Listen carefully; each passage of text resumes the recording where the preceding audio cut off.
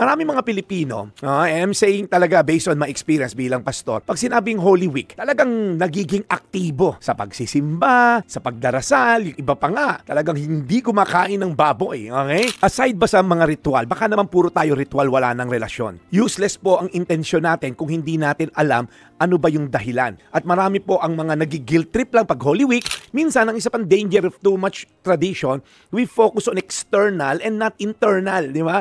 Yung internal transformation. Maraming gumagawa. Of course, mga Katoliko nating kababayan, mga pabasa, prosesyon, pero kung walang tunay na pagsisisi, wala rin pong kwenta yan. Kasi real repentance is a heart transformation. It's not just a tradition. Sabi nga sa Isaiah 29, these people honor me with their lips, but their hearts, yung mga puso daw nila, they are far from me. So, mag-ingat lang po tayo kasi that's one of the dangers ng too much external practices and too much external traditions without having the internal transformation. Okay? Marami rin Pilipino, ito na matindi, hanggang Biyernes lang ang sinelebrate. Masyadong malungkot pag Biyernes Santo. Tapos, sa Easter, ang sinelebrate yung Easter Bunny, yung egg hunting. Ano ba yun? Sobra naman, na-highlight ng gusto yung pagkamatay ni Kristo sa cross, and then pag Linggo, kay Bugs Bunny na at mga itlog na yung isa-celebrate. Naku, dyan ako medyo na-off no? Yung ang daming selebrasyon ng Biyernes in terms of remembering the death of Christ, pero yung resurrection, biglang itlog at bunnies na wala naman sa Biblia. So,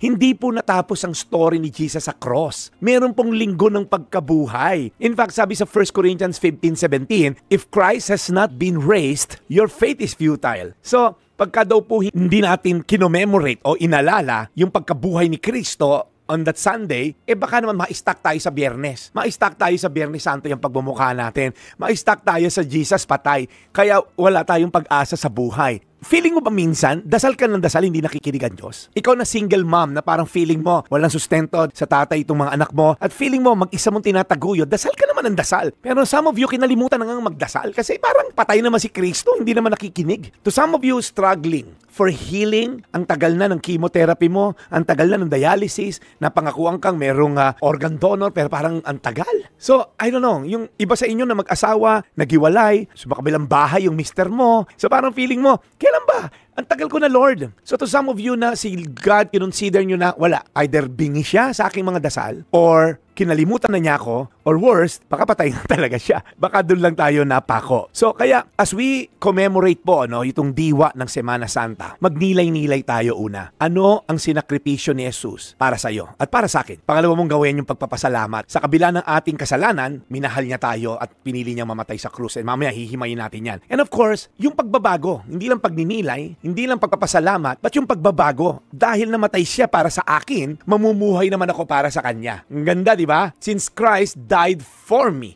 to have life, now I'm gonna live my life for Him.